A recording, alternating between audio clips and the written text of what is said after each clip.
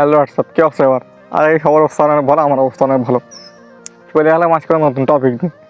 তো আজকের টপিক কী? আজকের টপিক শুধু কাটাকাটি, শুধু কাটাকাটি। দেখো অবস্থা, একটু অবস্থাটা একটু দেখো। একজন কেটে নিচ্ছে তো আর একজন কেটে নিচ্ছে। আমরা কি কেউ কারো কাজ নিরাপদ না? স্বামী স্ত্রীকে নিরাপদ থাকবে না? আমাকে পরের যে জেনারেশনে সেটা কী শিখবে?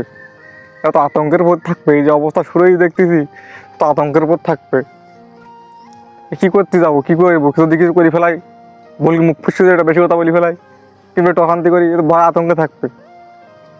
কী শুরু হয়ে গেল? এগিয়ে এটা ধীরে ধীরে বেশ শাস্তি দিতে হবে। এটা বেশ একটা বড় ধরনের শাস্তি না দিলি এটা ঠিক হবে না। ইদানিং কিন্তু এই নিউজটা খুব কম এসছিল, এই কাটাকাটি নিউজটা, কিন্তু আবার হঠাৎ করে এবং প্রচুর পরিমাণ মানে ট্রেন্ডিং, এটা ট্রেন্ডিংই চলছে যেন এই অবস্থাটা। কেউ কারোর সঙ্গে চলিপতি গ্যাঞ্জাম করলে পাকেট দিচ্ছে। কী হবে কদিন থেকে? আমার তো খারাপ দিয়ে জায়গাটা বেশি। দেখো, একটা গোড়ার থেকে দিতেছে বান্ডু, তার একটা হাত কেটে দিয়েছে। কী করবে? তুমি আমার কেটে দেবো, আমি তোমার কেটে দেবো। আর আমার তো এই মেয়েটা মানে এই যে এই মেয়েটার না তোমার টেনশন হচ্ছে। এই মেয়েটার কী হবে উপায় এখন? এই একটা বউ এখন কারোর বউ এখন এই যে হাতটা কেটে দিল, এর ভবিষ্যৎ অন্ধকার দেখতেছি আমি, ফুল অন্ধকার। কী করে এখানে একটা হাত কত গুরুত্বপূর্ণ একটা জিনিস। তুমি কেন কাটতে গেলে এটা? ওটা কাটতে না গেলে তোর তোমার যে ভালো না লাগবে, তুমি আরেক দেশে যাচ পেতে সে আমার তোমার ভালো লাগছে না, আমার শান্তি হচ্ছে, আমাদের মনের মিল হচ্ছে না, আমি আমার পথ দেখে তুমি তোমার পথ দেখো, পারিবারিকভাবে সেটা যেতে পেতে তোমার দুজনের পরিবারে জানাই হলো ঠিক করে নিতে পেতে বিষয়টা। কী দরকার ছিল ওরা কাটতে যাবার? একবার তো কাটাই গিয়ে আবার কাটতে যাবে কেন? দেখো তোমার হাতটা এখন নেই, এখন কী হবে? সারাটা জীবনই পার করতে হবে প্রতিবন্ধী অবস্থায়। একটা হাত কত গুরুত্বপূর্ণ একটা জিনিস। সামান্য হালকা কেটে গেলিতে আমরা কী যন্ত্রণা ভোগ করি, কখন সারবে, কখন কী হবে, কীভাবে ভালো হবে, কীভাবে ঠিক হবে। তোমার এখানে হাতই এখন নেই, কোনো দরকার একটা বে করে দ্বিতীয় বে করবে কেন? তার জন্য কেটে দিতে হবে। ভালো লাগলে বা দেশে তো আইন তো আছে, আইন এখন নিজে হাতে তুললে বা আমি মনে করছি এটা বড় ধরনের একটা শাস্তি দেওয়ার দরকার। এই যারা এই কাজগুলো করতেছে, কাটি নিচ্ছে যারা, এই একটা গুরুত্বপূর্ণ একটা সেন্সিটিভ জিনিস।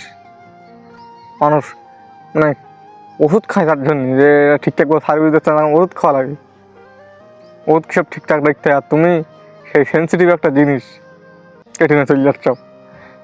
এটা হলো গ্যাঞ্জাম হতেই পারে। সংসার জীবনে গ্যাঞ্জাম হয়, মারামারি কত কিছু হবে, এটা স্বাভাবিক। যতই গল্প দেখবি আমার মারামারি একটা গ্যাঞ্জাম হয় না। এর কি চলে হোক, সিরিয়াসলি হোক, গ্যাঞ্জাম হবেই।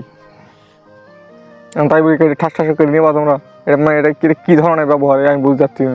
এরা বড় ধরনের শাস্তির আওতায় গিয়ে রান্না যারা এই কাজটা করছে, বুঝলাম না। কি সবকে পুরুষ অঙ্গ কেটে নিয়ে একবার সবকে খেলবে না সব? আমি তো বুঝতে পারছি না।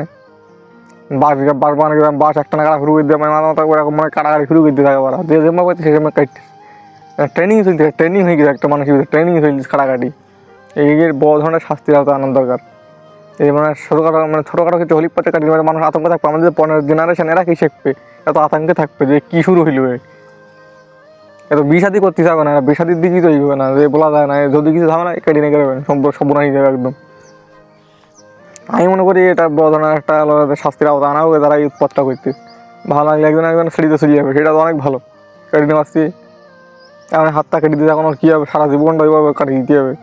ওই হাত কি আর জীবনে লাগাতে পারবে? আর হবে ওই সম্ভব সেরকম হবে? যদি লাগাইতে পারবে না, যদি লাগাইতে পারে সেইভাবে চলতে হবে। তো হচ্ছে অবস্থা বুঝেই তো, জমা পাচ্ছে সে মানুষের কাটতেছে।